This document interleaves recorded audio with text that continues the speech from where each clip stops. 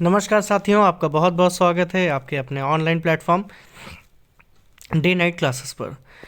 दोस्तों, आप लोगों के एसएससी जीडी के पेपर चल रहे हैं। जिन लोगों ने भी फॉर्म भरा था, जो लोग भी पेपर दे रहे हैं या जिनका पेपर आने वाले समय में होने वाला है, तो जिनका भी पेपर आने वाला है या होने वाला है उनको मेरी तरफ से बहुत बहुत शुभकामनाएं। आपका पेपर एकदम बढ़िया ज़बरदस्त जाए।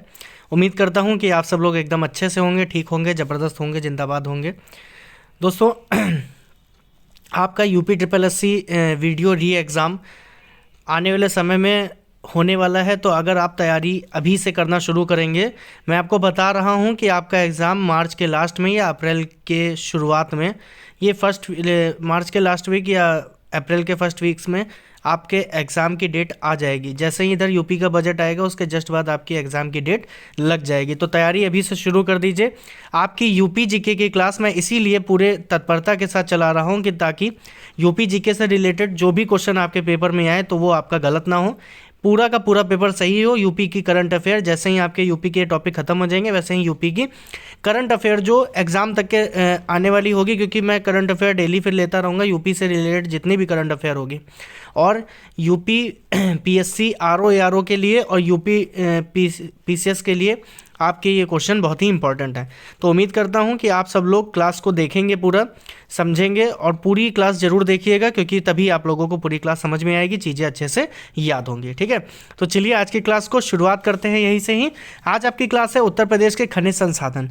ठीक है, देखिए दोस्तों, कोई भी देश हो, कोई भी राज्य हो, कोई भी जिला हो या कोई भी क्षेत्र हो, सभी जगह देखिए जब भौगोलिक उथल पुथल हुई थी उसके बाद जाहिर सी बात है कि आपको पता होगा, भौगोलिक उथल पुथल होने के बाद जैसे भी जो खनिज संसाधन थे, जो जीव थे वो जीवाश्म में बदल गए। मतलब वो जब ज़मीन के अंदर दब गए तो उसके बाद वो जीवाश्म में बदल गया। फिर उन्हीं से ही सब ये हम लोगों की खनिज संसाधनों की पूर्ति होती है, क्योंकि एक मानव जीवन को पूरा करने के लिए खनिज संसाधन बहुत ही ज़्यादा इंपॉर्टेंट रोल अदा करते हैं। अगर वो खनिज संसाधन नहीं होंगे तो मानव जीवन का अस्तित्व ही अधूरा हो जाएगा। ठीक है, तो चलिए देखते हैं। आज आपको मैं कुछ खनिज संसाधनों के बारे में बताऊंगा। वो उत्तर प्रदेश के किस जिले में, किस क्षेत्र में पाए जाते हैं, जिले के कौन से क्षेत्र में पाए जाते हैं। तो चलिए दोस्तों शुरू करते हैं। हीरा आपका कहाँ पे पाया जाता है?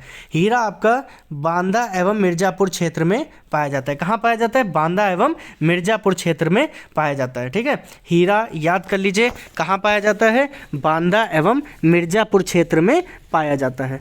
हीरा कहाँ पाया जाता है? आपका बांदा एवं मिर्ज़ापुर क्षेत्र में पाया जाता है। ठीक है, उसके बाद है आपका तांबा।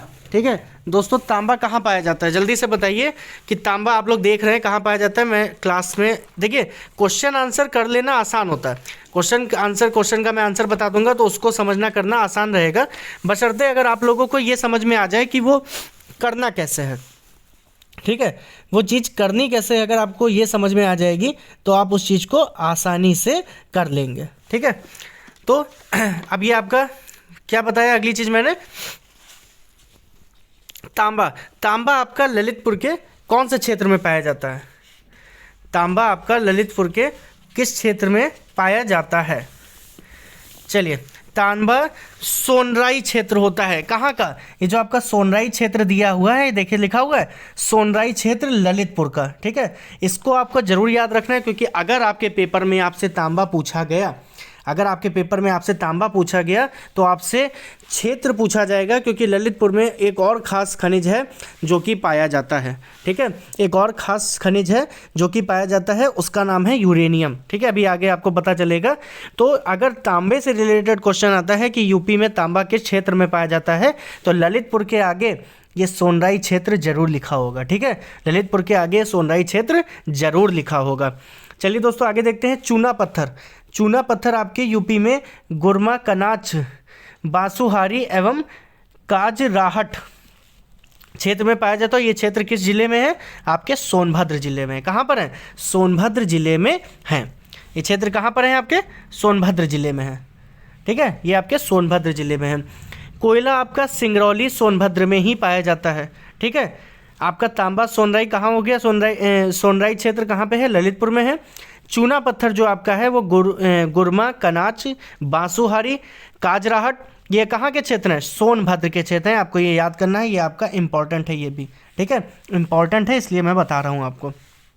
कोयला सिंगरौली में पाया जाता है। कहाँ? कोई सिंगरौली भी कहाँ का क्षेत्र है? सोनभद्र का क्षेत्र है। सिंगरौली कहाँ का क्षेत्र है? सोनभद्र का है। चलिए आगे देखते हैं।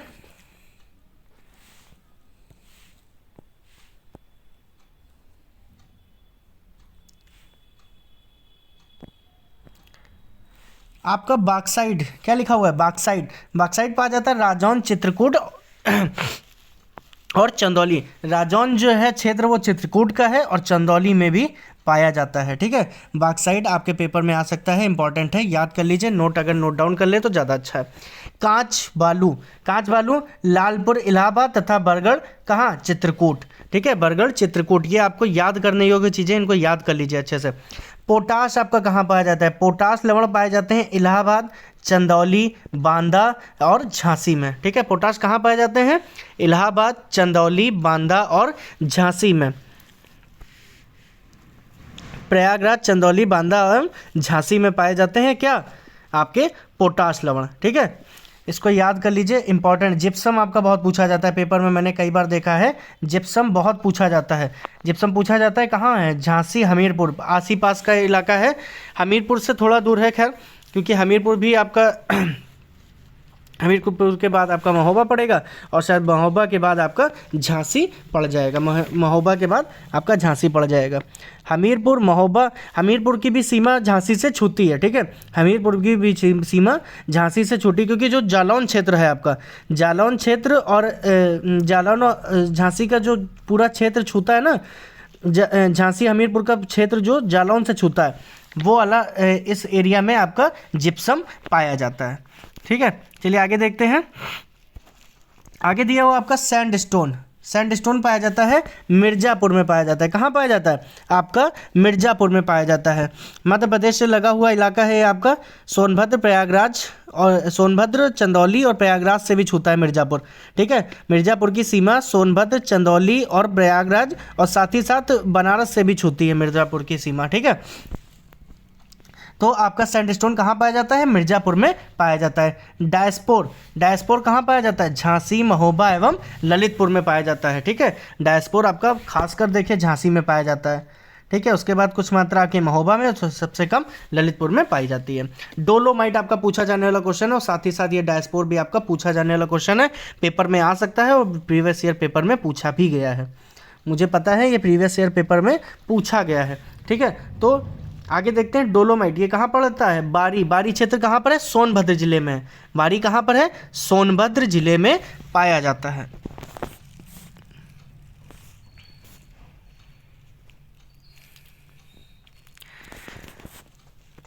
आगे देख लीजिए।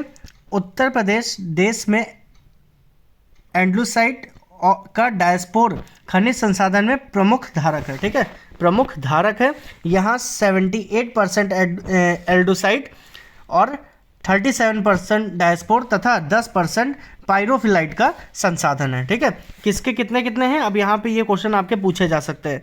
एंडलूसाइट, डायस्पोर और पायरोफिलाइट के, एंडलूसाइट के 78%, डायस्पोर का 37% और पायरोफिलाइट का 10%। अब ये क्वेश्चन ऐसे आपके पेपर में पूछे जाने वाले हैं। पूछे क्यों? क्योंकि अब पेपर में सीधे सीधे नहीं पूछता है कि जैसे आपका यूरेनियम है तो वो कहाँ पाया जाता है, आपका ग्रेफाइट है वो कहाँ पाया जाता है, तो अब ये सब क्वेश्चन सीधे सीधे नहीं पूछे जाते। देखिए ग्रेफाइट के बारे में जान लीजिए। उत्तर प्रदेश के हमीरपुर जिले में ग्रेफाइट के भंडारणों का पता चला है। ठीक है, ग्रेफाइट का भंडारण कहाँ पर है? उत्तर प्रदेश के हमीरपुर जिले में है। ठीक है, उत्तर प्रदेश के हमीरपुर जिले में ग्रेफाइट का भंडारण पाया गया।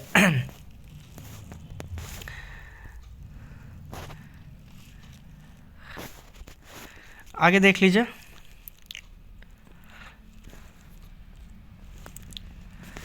दिया हुआ है सिल्का बालू। ठीक है, सिल्का बालू इलाहाबाद जिले में नैनी में उच्च गुणवत्ता युक्त सिल्का बालू का उत्पादन किया जाता है। ठीक है, अब ये बताइए आप लोग जल्दी से कमेंट करके बताइए, इलाहाबाद में कौन कौन सी नदी का संगम पाया जाता है? इलाहाबाद में कौन कौन सी नदी मिलकर संगम बनाती हैं? ठीक है, संगम नगरी बोला जाता है इलाहाबाद को।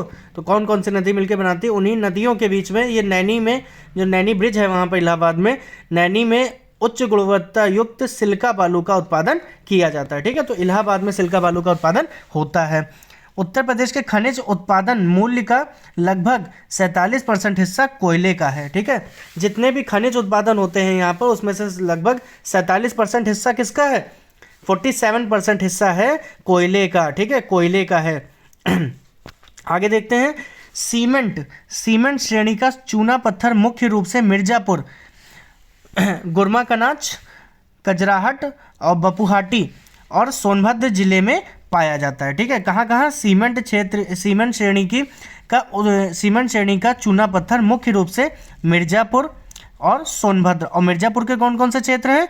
गुरमाकनाच, कजराहट और बपुहाटी, ये क्षेत्र हैं मिर्जापुर के। वहाँ पर सीमेंट श्रेणी का चूना पत्थर मुख्य रूप से पाया जाता है और सोनभद्र जिले में भी पाया जाता है। ठीक है, सोनभद्र पूरे जिले में भी पाया जाता है और मिर्जापुर के गुरु माकनाच में और कजराहट और बपुहाटी में पाया जाता है। ठीक है, चलिए दोस्तों आगे देखते हैं।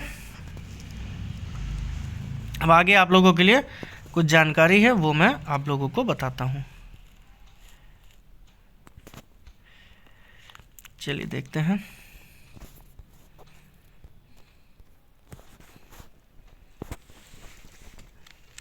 आगे देखिए, दरअसल बात यह है कि अब यूपी में जैसे कि आपके पाए जाते हैं, कई सारी चीज़ें पाई जाती हैं। ठीक है, तो अब यूपी में आपसे पूछा जाएगा भूतत्व एवं खनिज कर्म निदेशालय की स्थापना कब की गई? ठीक है, उत्तर प्रदेश में देखिए, भूतत्व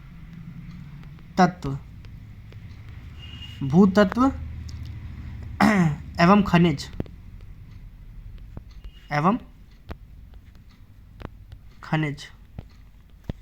भूतत्व एवं खनिज निदेशालय, कर्म निदेशालय।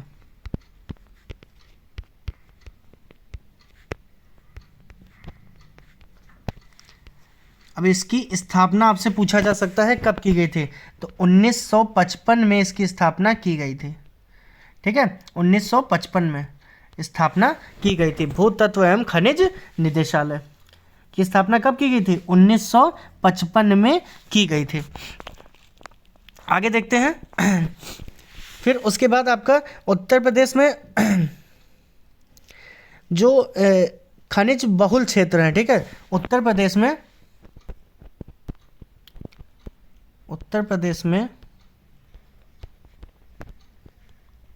खनिज बहुल क्षेत्र कितने हैं? आपके 10 हैं। ठीक है, उत्तर प्रदेश में खनिज बहुल क्षेत्र आपके कितने हैं? आपके 10 हैं। ठीक है, खनिज निगम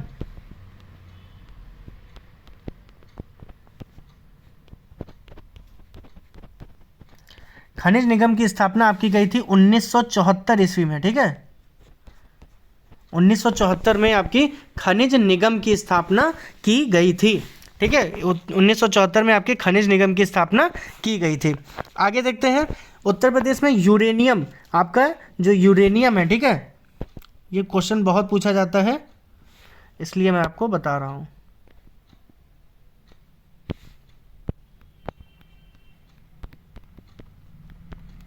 उत्तर प्रदेश में यूरेनियम ललितपुर में,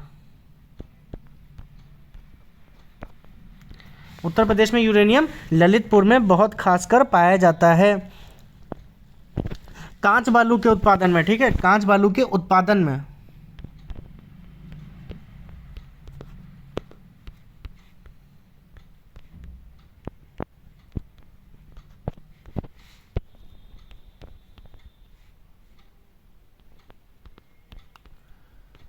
उत्तर प्रदेश का स्थान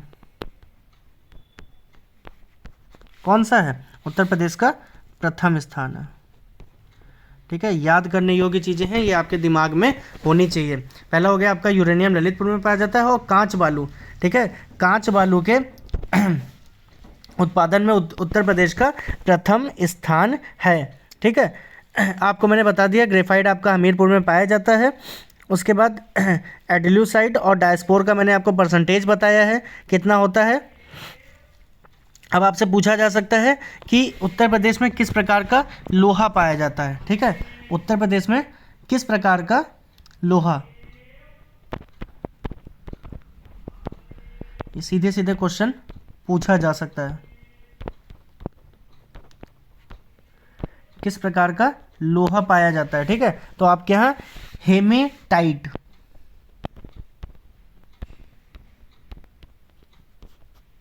ठीक है, क्या होता है, हेमेटाइट और एवं मैग्नेटाइट।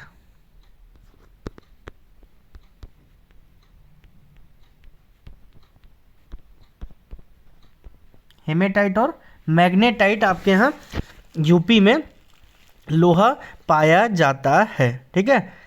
अब आगे देखिए, दरअसल आपके पेपर में एक क्वेश्चन आ चुका है, उत्तर प्रदेश की पहली खनिज नीति।